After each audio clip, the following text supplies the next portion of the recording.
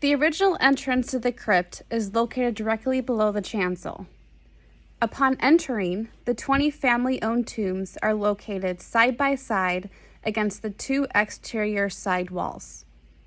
The center of the crypt was originally empty, with the exception of a few support beams. Walking towards the first tomb on the right-hand corner, it's easy to visualize what this crypt would have felt, looked, and smelled like when families use this space to inter or bury their loved ones.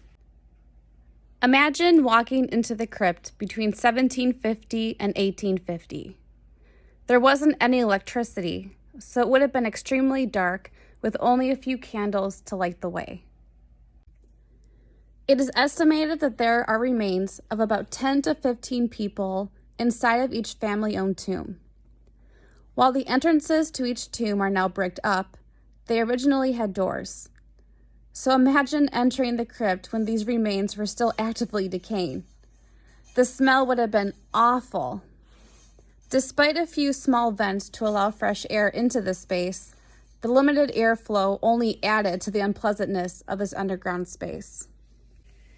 It's important to keep in mind that during this time in New England, it was not customary to visit a loved one's grave or burial site.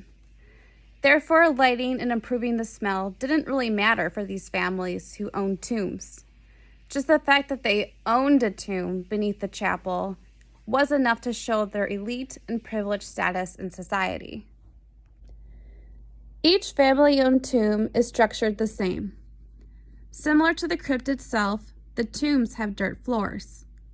However, the bottoms of each tomb are a few feet lower than the floor of the crypt.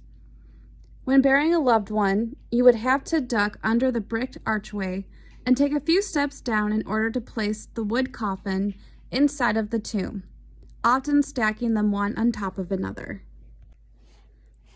Hopefully you now have a better idea of what our crypt at King's Chapel looks like and what it would have been like over 100 years ago. But there's nothing like experiencing the crypt in person, so we hope you join one of our on-site tours in the future to compare your imagined experience to the real thing.